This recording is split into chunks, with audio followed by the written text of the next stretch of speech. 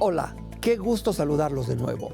Hoy tenemos un ingrediente maravilloso que nos identifica como mexicanos, que no puede faltar en nuestras mesas y que cuando viajamos hasta nos lo llevamos de paseo. Me refiero al chile.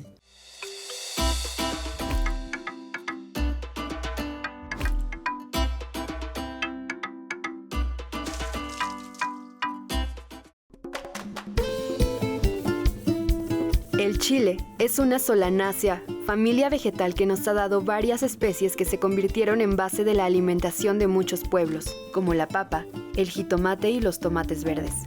El género de los chiles, Capsicum, se originó en América. En México se cultivan 4 de las 5 especies domesticadas de chile. ¿Y desde cuándo los chiles forman parte de los alimentos consumidos por los mexicanos?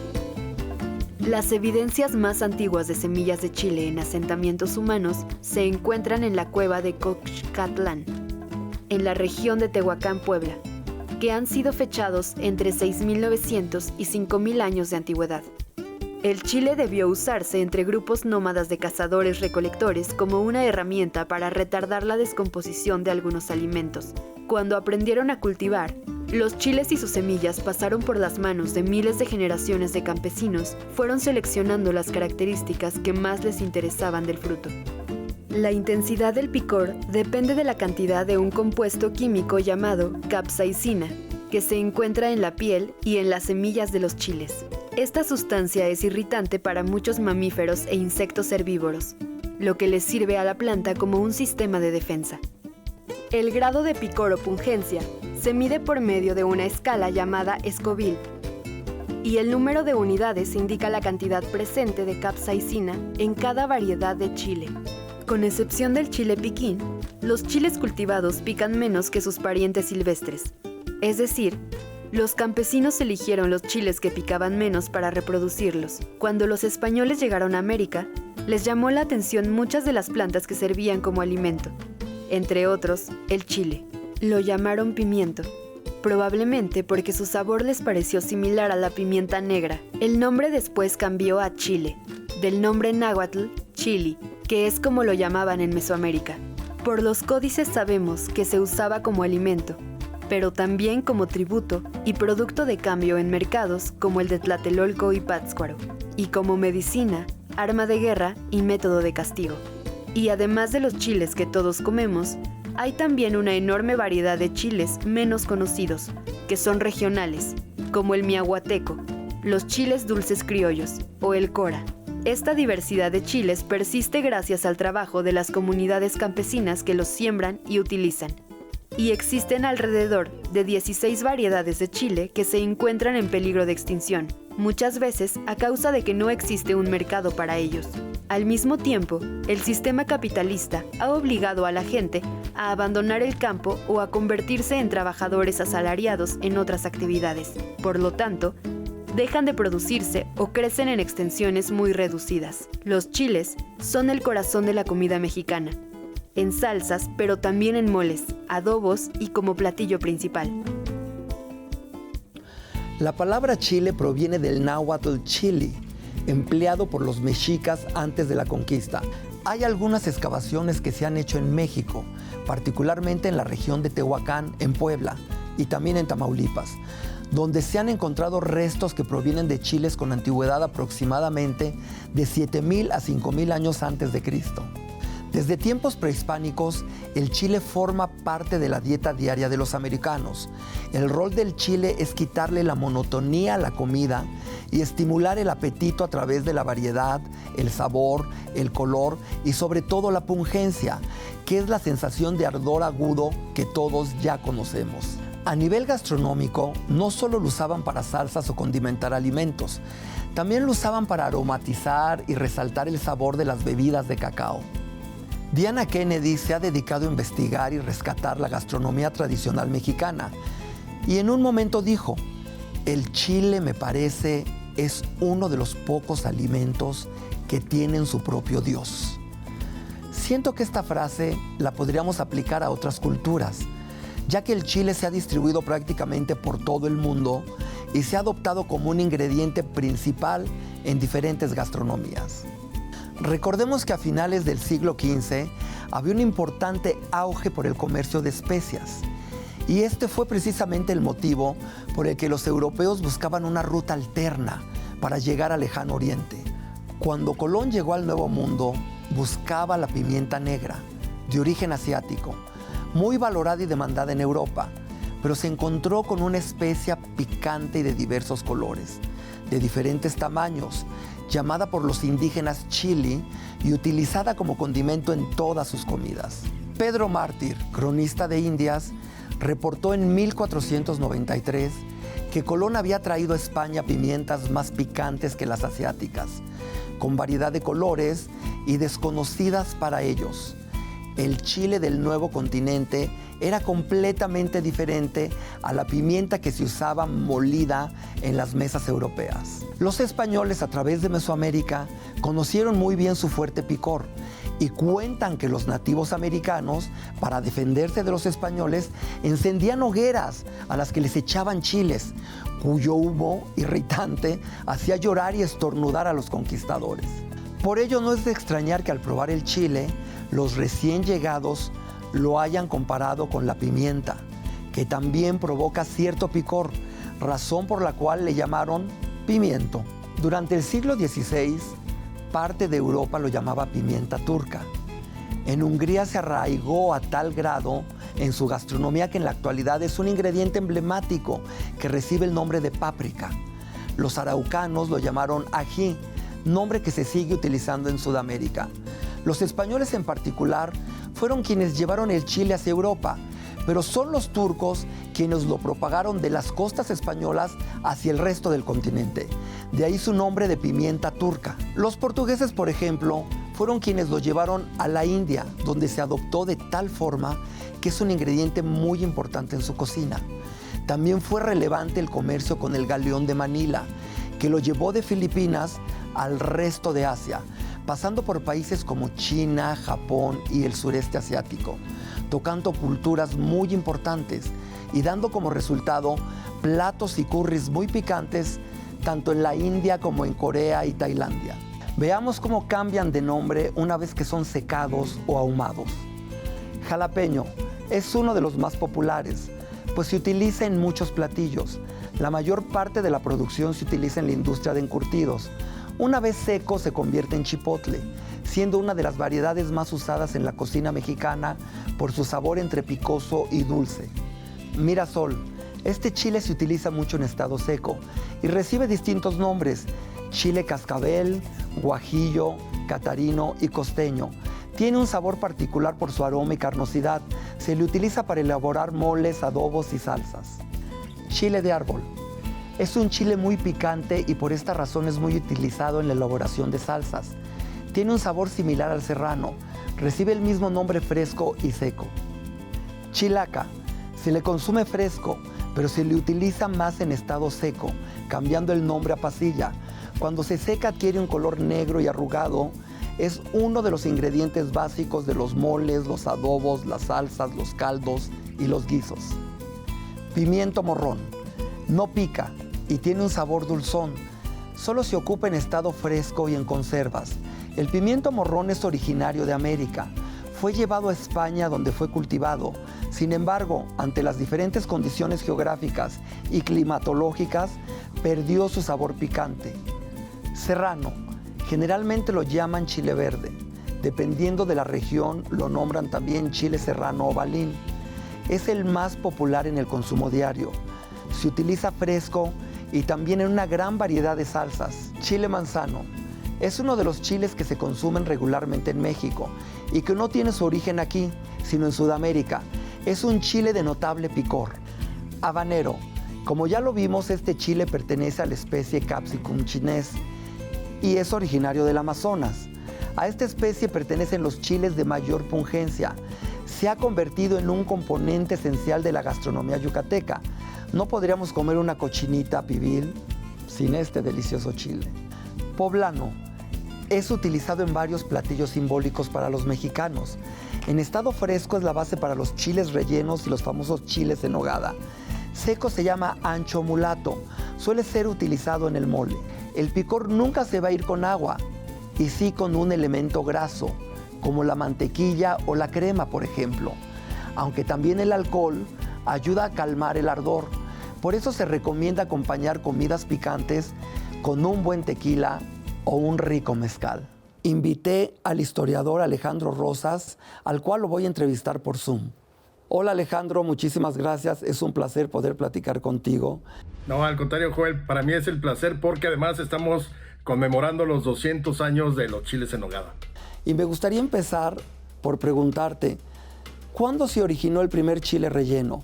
El chile relleno es totalmente producto del mestizaje y sobre todo particularmente de la cocina conventual, que es donde se empiezan a fundir distintos platillos con especias y otro tipo de ingredientes.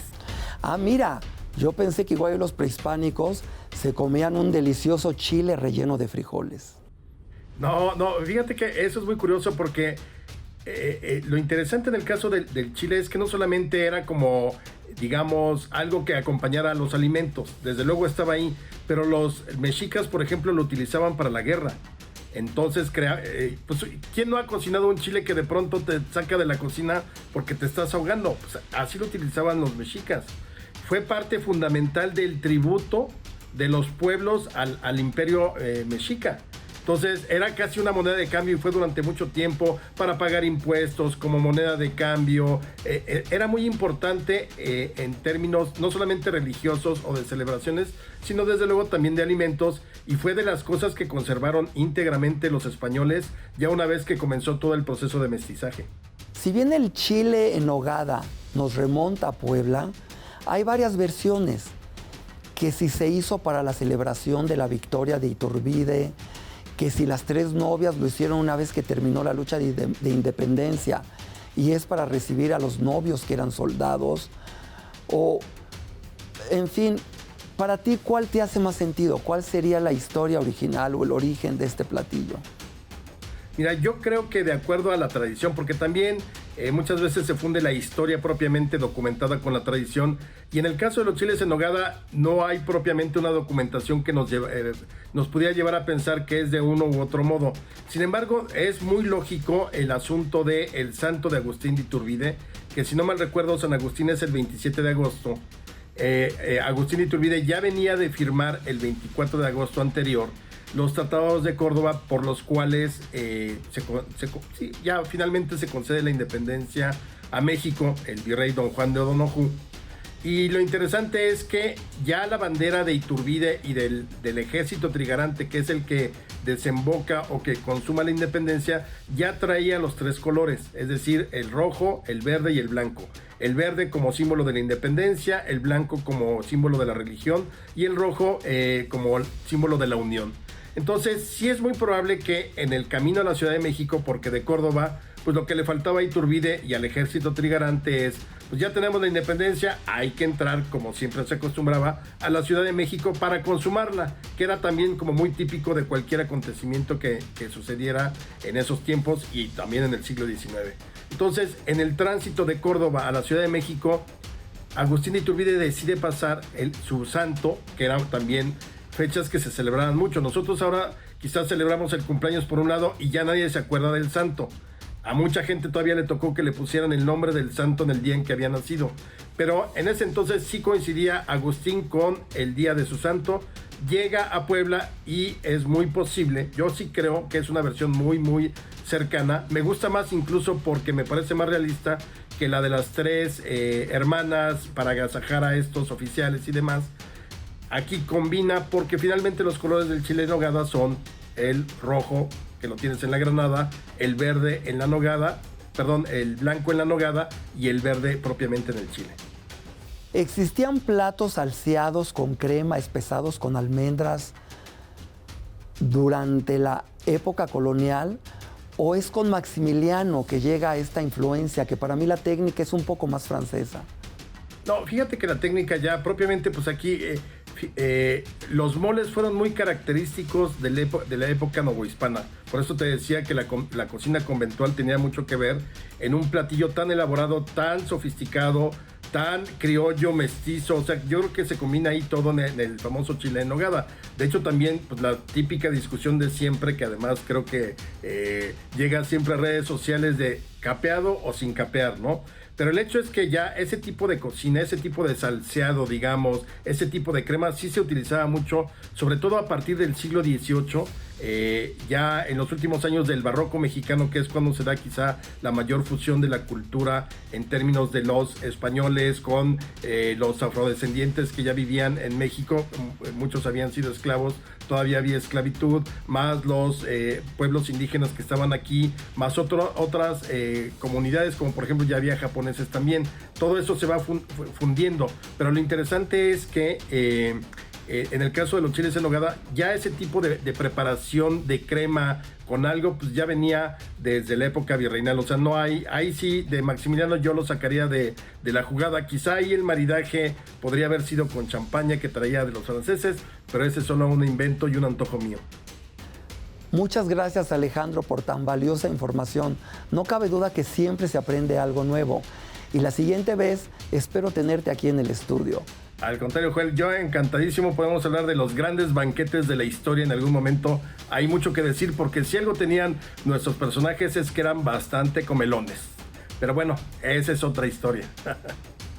Y sí, claro, temas importantísimos, las grandes fiestas de época que se hacían pues tanto antes y después de la independencia. Y sobre todo que los mexicanos siempre hemos sido de muy buen diente. Hasta la próxima. Gracias a ti, un abrazo. Sí, claro, los chiles se consumen tanto frescos como secos, ahumados. Es una delicia al paladar y es algo que nos distingue a los mexicanos del resto del mundo. Y los chiles secos son el ingrediente principal para hacer esta maravillosa salsa macha, que últimamente ha tenido un gran crecimiento en su demanda. Y bueno, hablando tanto de chiles, no puedo esperar más. Mi amiga Araceli quiere hacer unos chiles en nogada, un platillo delicioso pero difícil por la técnica, así que me pidió ayuda. Voy a la cocina de Araceli y nos vemos al rato para recibir a los invitados.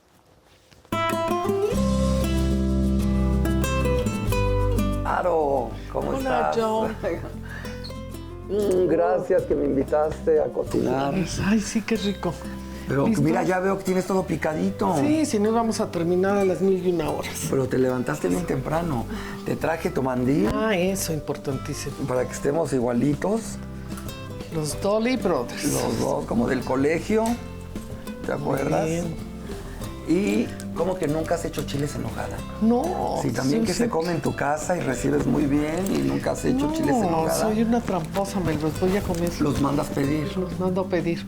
Ah, bueno, pues a Soy ver. una flojaza. Pues ya tenemos la cebolla, veo que tienes el ajo ahí. Pues vamos, ¿qué? ¿Comencemos ¿Vamos? o qué? ¿Cocinamos aquí? Como ciencia Vamos a poner un cierta. poco de aceite y le ponemos ajo y cebolla. Vamos a esperar a que esto ya esté. Y esto se tiene que acitronar Ok. para tener más cerca los ingredientes. A ver, ¿y tú sabes la historia del chile en nogada? No. La historia oficial Ajá. dice que las monjas agustinas del convento de Santa Mónica en 1821 hicieron el platillo, pero sobre todo porque se da la granada, se da la nuez de Castilla, se da el durazno criollo, se cultivan en Puebla. ¿Qué sigue? Pues tienes, aquí ya moliste pimienta y, Sí, ya está y clavo, todo. ¿verdad? Todo. Ah, perfecto. Todo, Que era todo. lo que me estaba haciendo falta. Ok. Entonces no esperamos a que esto se haga transparente. ¿Qué quieres echar? ¿Qué iría? ¿La carne cuándo La se carne. echa? Pues vamos a echarla ahora para que se alcance a cocer. Y luego le vamos echando los demás Este es de ingredientes. cerdo, ¿no? Este es de cerdo, este es de res. Ok. Entonces la echamos y la picamos para que no nos quede toda. Vamos a poner esto por allá, llevarlo allá. Acá, mi esposa, te queda. O aquí. Échalo al fregadero. Tradicionalmente lo hacen con manteca en vez de aceite, Ah, claro. pero pues yo sé que tú no comes Con manteca. A ver, déjame darle un poquito dale un para poquito. que lleve mi toque. Vamos a echarle estas ricas especias, que luego hay que sacarlas, porque generalmente... Ah, sí, se quedan y te las encuentras. Haces en un muñequito y las pones, Sí, o luego para que las no. infusionas, pero aquí las veo que las tienes así, Pues sí. las echamos así, ¿no? Ok. Como cocinaron las monjas, así lo han de haber hecho. ¿Tú crees? No No. tenían tantas técnicas en Pues esa no, época. y no eran tan desperdiciadas que el pedacito de tela y que... Faltó el molcajete para Eso sí lo para tenían poner las ellas. especias, el jitomate. Vamos a echárselo para que vaya esto Agarrando. agarrando sabor, que luego yo se lo echo después. Pero vamos echándole las frutas, mira. A ver, Él va echando todo. ese es el plátano. Este es el plátano. A ver, yo lo echo aquí con esta cucharita y voy mezclando todo. Ahora esa es... Pera. Pera. Este es durazno.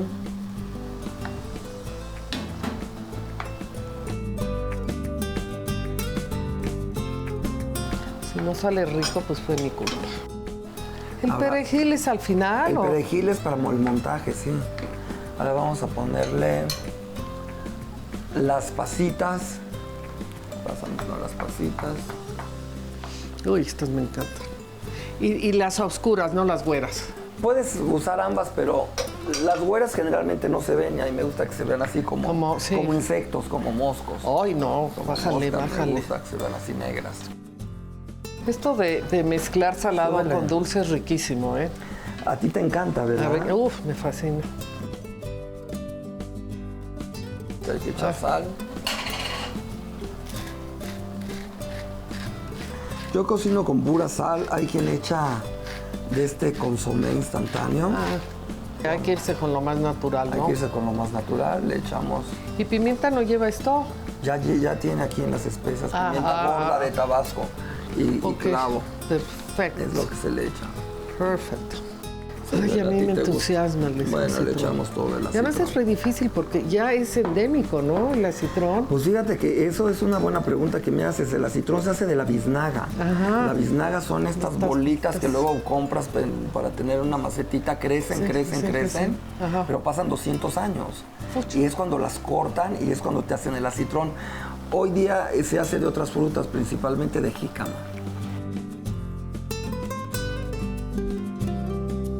Y le ponemos después el piñón y las almendras para que nos quede... ¿Y el vino medio cuándo va? crocante. El vino se lo podemos echar ahorita.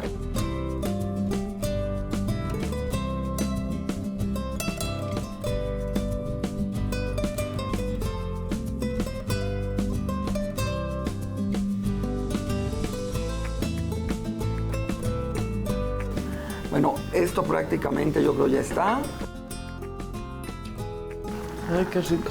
Qué rico, ¿no? Huele así, ¿lo ves? Huele divino, entonces vamos a asar el chile. Es un aroma delicioso. Sí, es rico. Y no pica. No, no pica. ¿Sabes qué me dice mi marchanta del mercado? Ajá. Que cuando están muy picudos, Ajá. y no lo he probado, no lo he comprobado, pero lo voy a hacer, cuando están muy picudos, pican. ¿Ah, sí? Y cuando están chatitos, no pican. A ver, déjame ayudarte con esto, así lo detengo Lo y entra tenemos que mejor. meter a su bolsita de plástico para que sude y sea, pues esto ya lo sabes, ¿no? Sea más fácil. No, sí, para que se despegue. Pelarlo y se despegue. Lo dejamos aquí reposar un ratín. Qué rico. Una de las cosas que la gente hace que no debe de hacer Ajá. es que ponen el chile al chorro de agua. Ay, lo estropeas. Pues le quitas todo el sabor. Entonces, aunque te tardes más, no hay como hacer esto. Y luego, pues tienes que estarte limpiando las manos. Pero es preferible porque se te pega la cascarita a las manos. Pero pues no importa. Ya que hicimos todo este trabajo, pues hay que hacerlo bien. Pero entonces los ingredientes viajaron rápido a México. Pues por la nao de China.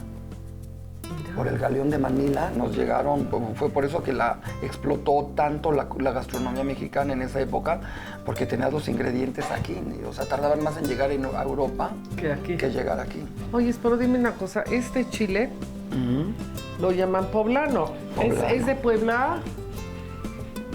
Pues se siembra en la región de Puebla. Ajá. Muy probablemente de ahí viene. Puebla es como una extensión de tierra bastante importante y le vamos a quitar sus semillitas. Oye, sí, para refrigerar cosas, ¿cómo le hacían tú? O sea, Pues, lo que cocinaban había que comerlo. Tenían cuartos en el sótano que eran más frescos. Fuera de que tuvieras conservas, todo lo demás lo tenías que comer rapidito. Si se le quedan las pepitas, sí pica, ¿no? Sí, sí pican, hay que tratar de sacarle las más que podamos.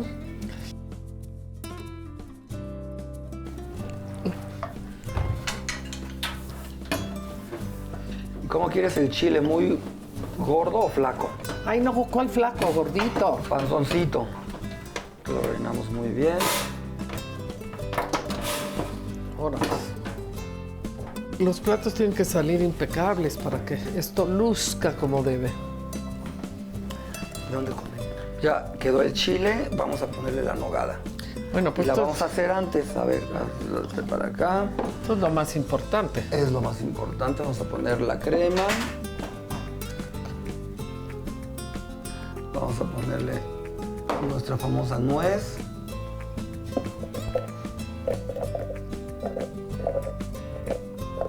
Un poquito de leche le vamos a poner. Almendra.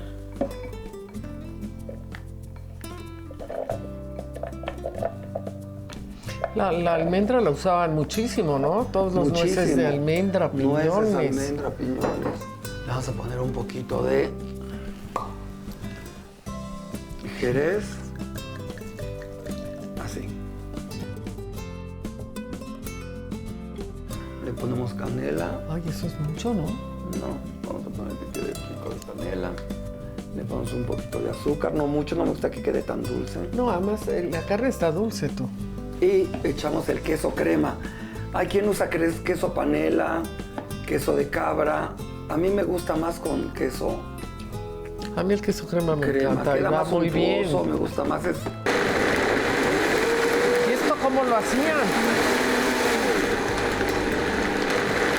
Ya no hay que ensuciar, mira, directo de aquí. Ay, sí, no, qué facha. Porque vas a tener invitados, entonces... Yo voy a decir que es tu receta, ¿vas a quedar mal? No. Ah, ¿verdad?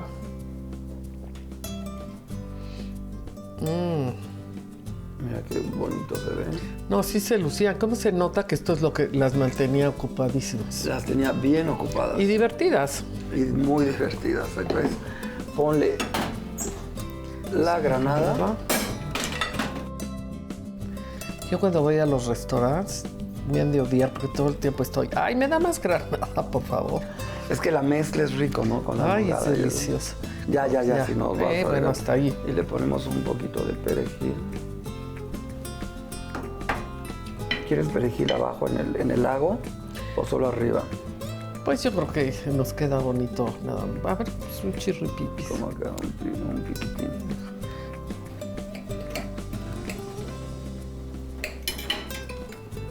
Uy, esto está medio difícil. Sí, a ver si no hacemos aquí un tiradero. A ver.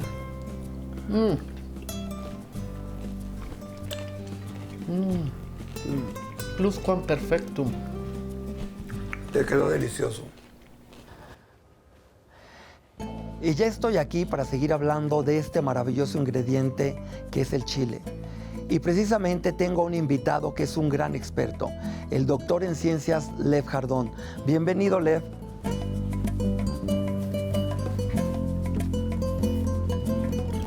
Hola, ¿qué tal? Siéntate, por favor, gracias. Qué gusto tenerte aquí, porque pues tengo muchas preguntas y quiero saber más. ¿Cómo es posible, la primera pregunta que te quiero hacer, cómo es posible que de una especie, que es el Capsicum annum, tengamos diferentes formas, tamaños, colores? ¿Cómo se logra esta domesticación? Muchas gracias por la invitación, Joel. Bueno, pues justamente es maravilloso darnos cuenta que a partir de una planta que crece en las selvas mexicanas, que da estos frutos tan pequeñitos como estos que traigo aquí, que son frutos de chile silvestre, ¿no? De Capsicum annum, ¿no? Ah, este es el chiltepín. El chiltepín, o a veces llamado Pero pepín chile. Este es de maíz. Sonora. Este en particular es de Sonora, pero crece en todas las selvas bajas de México. Ajá. Y como a partir de una fruta tan pequeñita, el trabajo campesino, fundamentalmente el trabajo de las comunidades campesinas, fue generando pues la diversidad de formas como en estas chilacas que tenemos aquí. Y salvo esas dos excepciones que tenemos sobre la mesa, el manzano y el habanero, todos los demás chiles que conocemos comúnmente en nuestra dieta, chiles, pimientos morrones, chiles poblanos, chiles morita, chiles guajillos, todos provienen originalmente de esta planta que fue seleccionada por los campesinos, la fueron incorporando a sus campos de cultivo, fueron ubicando las plantas que daban las frutas que tenían las características que ellos buscaban y generaron toda esta diversidad asociada fundamentalmente a diferentes usos. Bueno, y de eso tú sabrás más, pero la idea es justamente las aplicaciones particulares que va a tener cada tipo de chile o que fueron dando a cada tipo de chile para la cocina, ¿no? Se da cuenta, porque variedades hay muchísimas. Cada estado tiene sus propios chiles. En Oaxaca encontramos el chilhuacle. Hablando precisamente de Sonora, tienes el Anaheim. Tenemos, pues bueno, el poblano. Más tenemos de 60 variedades. El serrano, el jalapeño, y todos son de la misma especie. Sí, y que además evolucionó en un pedacito de tiempo esa diversidad muy chiquita. Bueno, para un ser humano suena muchísimo tiempo, 6,000 años desde que se empezó a cultivar el chile. A esto, pero biológicamente que eran es muy poco tiempo. Eran así chiquitos. Así eran chiquititos y fueron creciendo y diversificándose. Sí, las comunidades campesinas fueron seleccionando los que les daban los frutos que tenían las características que buscaban. Estos chiles crecen además casi siempre viendo para arriba, son dispersados por las aves. Las aves no perciben la capsaicina, que es la sustancia que mira, pica. Qué interesante. Y entonces los consumen sin mayor problema. Los devoran como nosotros manzanas. Exacto. Y luego defecan las semillas parados en otro árbol y así es como se va dispersando el chile. Todos los chiles que ya están propiamente domesticados van haciéndose frutos progresivamente más péndulos hasta que nos podemos imaginar como campanitas. Los que crecen viendo para abajo. Son mucho más grandes, ningún ave podría consumir algo así. Y entonces eso es lo que se llama síndrome de domesticación en los chiles, el cambio en la posición de los frutos, que no se caen solitos, y si te fijas ninguno tiene pata. No. Los chiles cultivados o propiamente domesticados pues tienen su pata, incluso hay las plantas despatadoras de chile, ¿no? Para que sea más fácil hacer los silvestres no tienen patita. La pierden, se queda adherida a la planta. Se queda adherida. Se le llama biológicamente que el fruto es dehiscente, o sea que se cae solito. Y uno se puede imaginar a un campesino, no quiere que el fruto se caiga solito, sino que se quede el mayor tiempo en la planta, claro, para que lo espera que sea uno el que llegue realmente a cosechar. A cosechar, si no el trabajo ahí se pierde. Entonces la domesticación favoreció por selección artificial pues frutos que se quedaran en la planta, frutos que se fueron haciendo más grandes y se fueron haciendo péndulos. La flor es mucho más grande. Estos tienen una florecita pues casi tan pequeña como el chile, es muy pequeñita su flor blanca. En el estado doméstico pues, son las flores más llamativas, más grandes. Eso es muy común a muchas plantas domesticadas. Ahora, cuéntame, en mi clase de botánica aprendí que hay como 22 especies. Sí. ¿Y por qué tenemos cultivadas o domesticadas 5? ¿Qué pasa con las otras? Claro, bueno, hay distintas características de las plantas y de su interacción con los seres humanos que facilita o no la domesticación. A eso se le llama a veces técnicamente el potencial de domesticación. Entonces el grano capsicum tiene 20 y tantas especies que se distribuyen en América. De estas 5 son cultivadas, es decir, han pasado el proceso de domesticación. Capsicum annuum en México, junto a frutescens, el que se conoce como chile de la salsa tabasco, ¿no? O pimienta de cayenne, a veces le llaman así. El Capsicum chinense, que lo tenemos aquí a la derecha, que es el habanero, pubescens, que es el manzano, y bacatum, que es un chile también andino. Estos dos, tanto el manzano como bacatum, son de origen andino.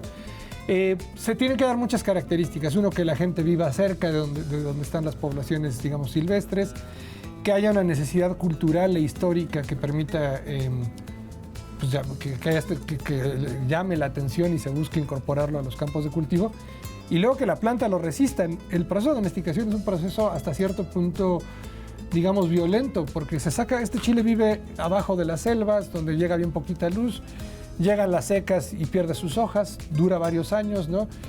Cada año reverdece, y lo llevamos a vivir a campos de cultivo donde hay más humedad, más incidencia de sol, la temperatura es más alta en muchos casos, ¿no? Entonces es un cambio ambiental muy brusco, digamos, y no todas las plantas lo resisten. Entonces, digamos, más allá de una respuesta específica a por qué estas 5 y no otras, lo que diríamos es, en muchas plantas hemos visto que no todas las que podrían ser domesticadas eventualmente se domestican. Digo, eso es a lo que le llaman potencial de domesticación. En el caso del chile, de Capsicum annuum, se da asociado a una región cultural que es Mesoamérica, ¿no? Mesoamérica como región, incluso yendo más allá de las fronteras de Mesoamérica, ¿no? Pero un poquito más al norte, un poquito más al sur.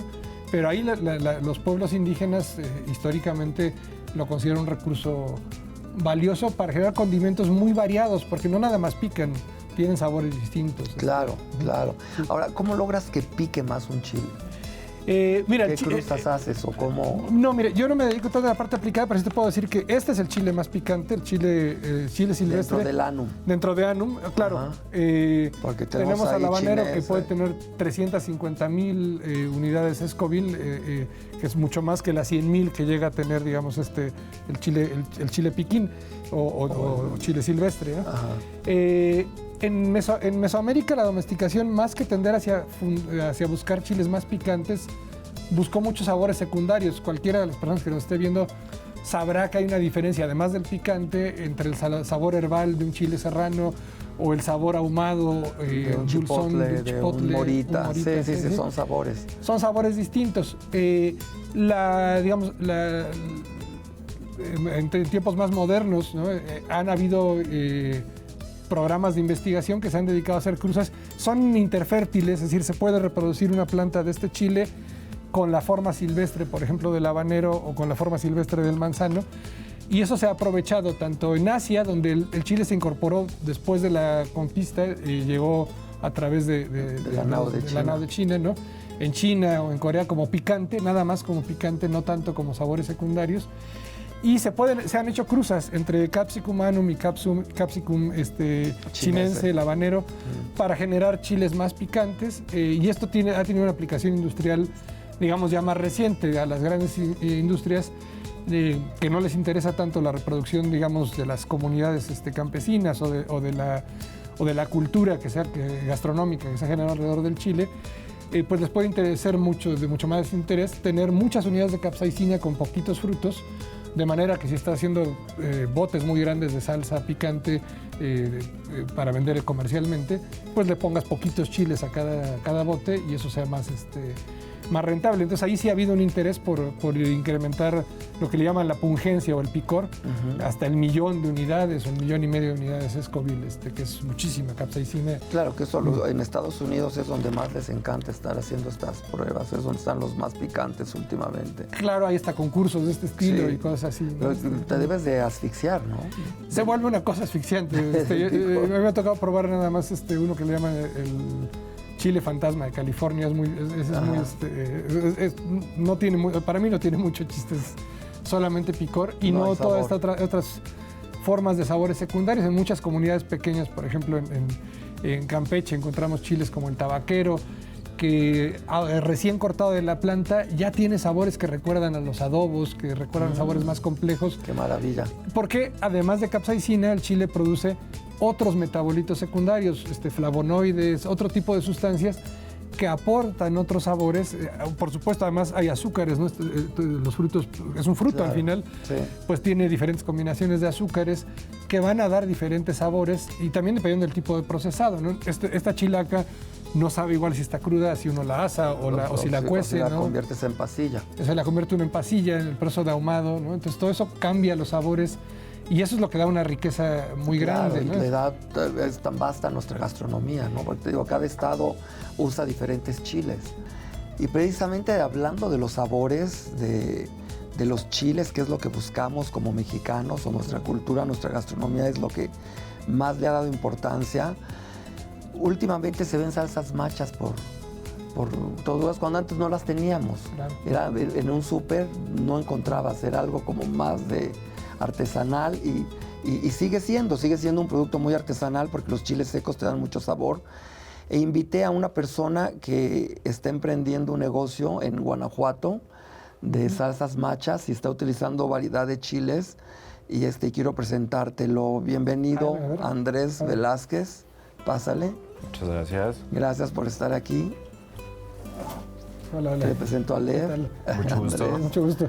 A ver, cuéntanos, ¿cómo se te ocurre hacer un negocio con estos chiles? Sé que vienes de familia de agricultores. Sí, así es. Mi padre se dedicaba mucho a la agronomía y por esto mismo pues supe de calidades de chiles, de lo que son primeras, segundas y terceras. Y quiero dar los mejores sabores y meter la mejor calidad en nuestro producto.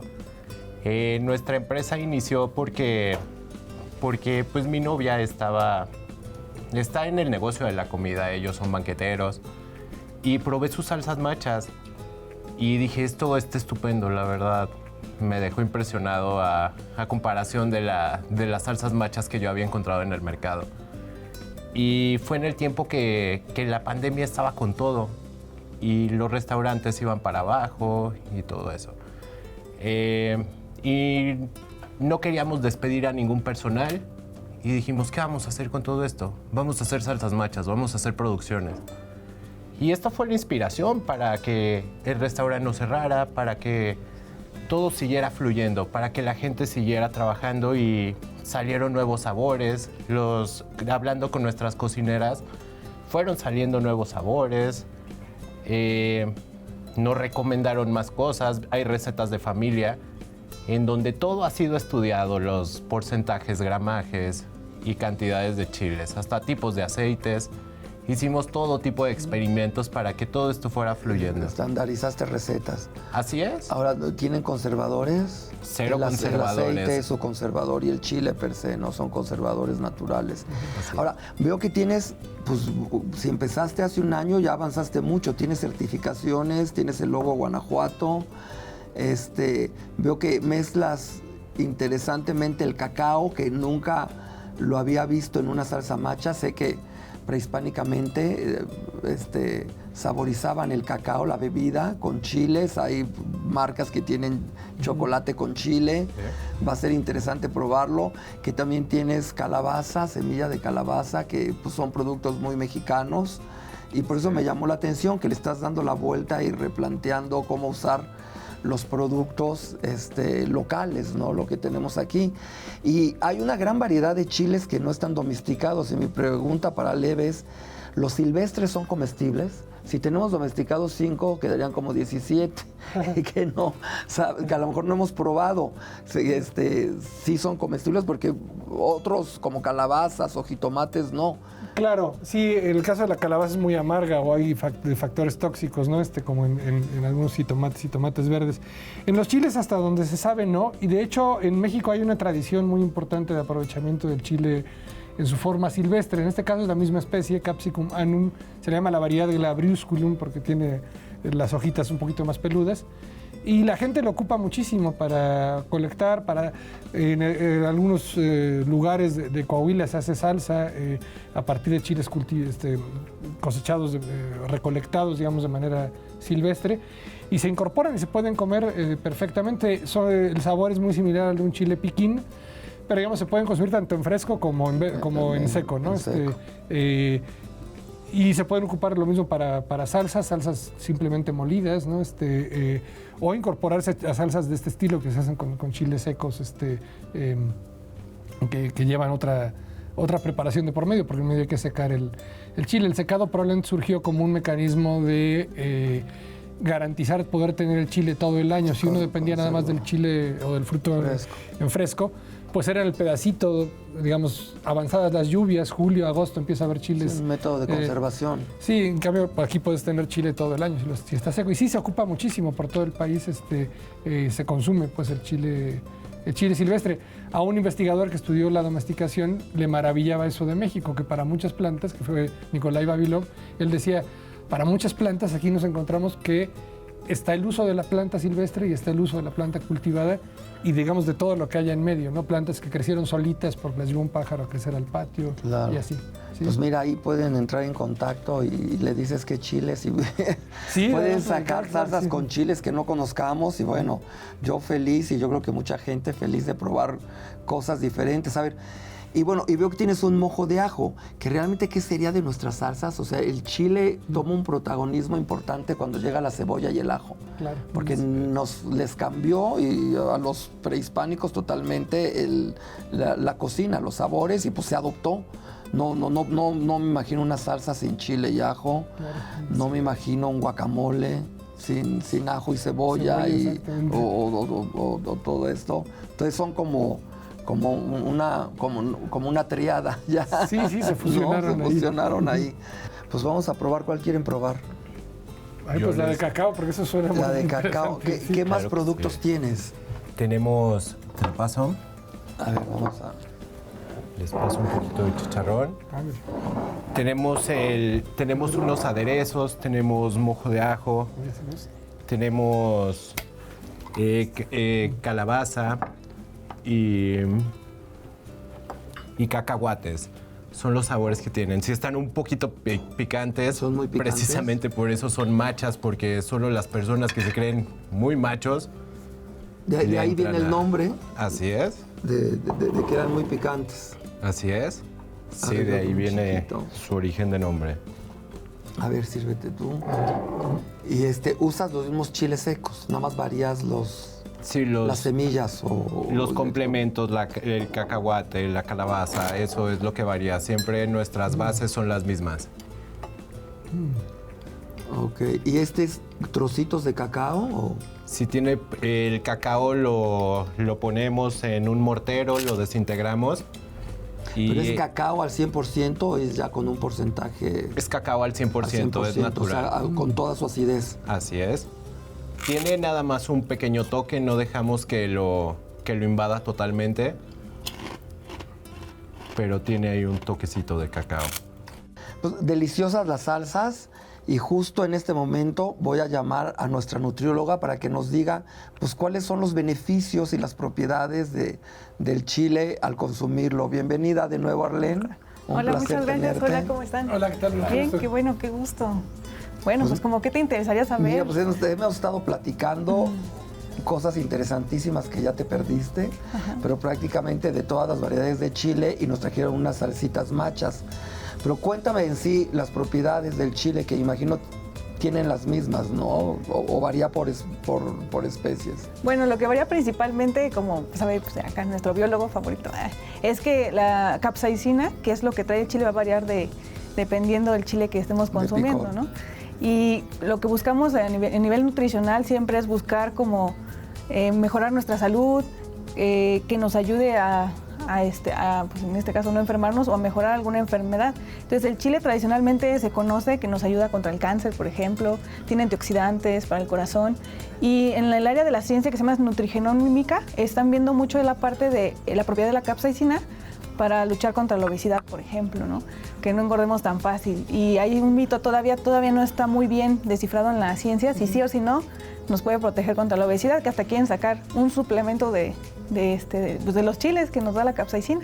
Es que pues me imagino que sí, porque cuando te enchilas, que es la palabra que usamos, exacto, sudas, quemas calorías, o sea, aumentas es la como si estuvieras corporal, haciendo, sí, y también la irrigación sanguínea, exacto, que también debe de ayudar al corazón. Ajá. Y una parte también nos ayuda a comer menos, porque si te enchilas de un alimento, como que le bajamos en la cantidad y eso también es como algo mecánico, ¿no? Me enchila, le busco comer menos, ¿no? Y el chile se busca normalmente mezclar, en este caso con grasa, para algo tradicional y mezclado rico, y siempre va a complementar la nutrición. Y los colores, eso es lo que nos va a dar los antioxidantes, los bioactivos que les llamo, que no son nutritivos porque no me dan calorías, pero tienen funciones, y ven el chile como un alimento funcional.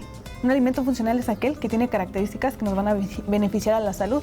Y hay muchos, y uno de estos es el chile, que en una salsa bien combinada con jitomate, cebolla, ajo, es una excelente combinación para cualquier platillo. Y en México, nosotros en promedio, un mexicano promedio consume al año 12 kilos de chile. Entonces por mes 1 kilo más o menos. Hay quienes comen más, hay quienes comen menos, pero sí tienen esos excelentes beneficios para la salud. Los antioxidantes, que también las zeaxantinas que les he hablado de ellas, son las que nos van a ayudar mucho. Ah, mira, pues qué interesante.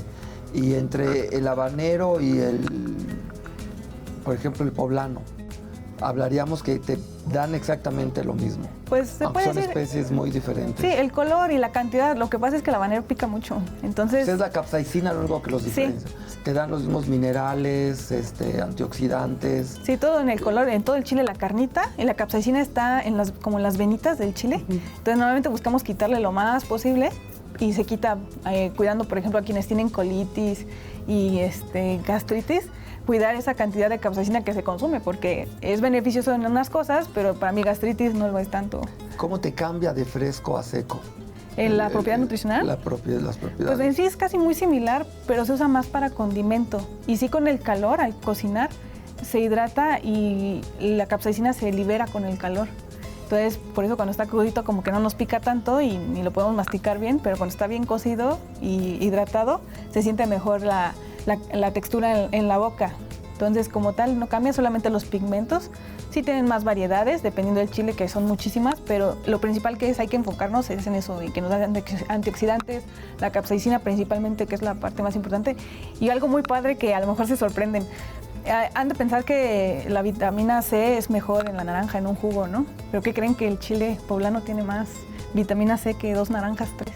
Ah, sí. Entonces, mejor comer chile poblano en lugar de comer naranjas, O sea, si ¿no? me da gripa, Mejor un buen chile en nogada. Exacto. Bueno, también. Pero pues las calorías son menos. Entonces, y se considera un vegetal, no fruta a nivel nutricional, por su cantidad de carbohidratos Sí, que no tiene tiene. tantos azúcares. Exactamente. Pues prueba las salsitas, que están muy buenas. Claro. Dinos qué te parece. Por ahí viene su Sí. aporte Nutricional. nutricional. Más o menos 10 gramos es como una cucharadita cafetera, cuando mucho, por el peso. Y más calorías por el aceite. Sí, pero como es poquita porción lo que se ocupa, es un complemento. O sea, no he visto que alguien se coma un bote de estos en una comida. Que yo creo que sí hay. Gotitas. Son gotitas. Son gotitas, pero hay quien, lo que pasa es que luego pica mucho. ¿Sí? El aceite ya en sí te saboriza y te da un picor, pero ya si te lo comes a cucharadas, pues sí, No, aquí está. No, pero con poquito queda como condimento, ¿no? sí te ahogas. Pero sí pica, ¿no? Bueno, a mí me picó. Pues les tengo una sorpresa. Les preparé unos deliciosos, bueno, para mí son deliciosos, espero les gusten, chiles en nogada, Ah, qué rico. que prácticamente estamos fuera de temporada, va a iniciar en un mes, pero Gracias. Wow. se los hice con mucho cariño, a ver qué les parece. Se ve súper Y rico. cuéntanos del... Aquí sí tenemos 100,000 calorías, ¿no? Sí, un chile relleno de este tipo del poblano sí tiene como 1,200, porque como tiene la crema, más las nueces molidas, más las nueces dentro de la carne mezclada, más las frutillas que le ponen, picaditas, y más el arroz, pues sí, es una comida bastante calórica, pero como bien dicen, por tradición es una vez al año, y una vez al año pues no hace daño, ¿no? Más toda la crema, ¿no? Sí, claro, pero es un platillo bastante completo y rico. Pues a ver, pruébenlo, a ver qué les parece.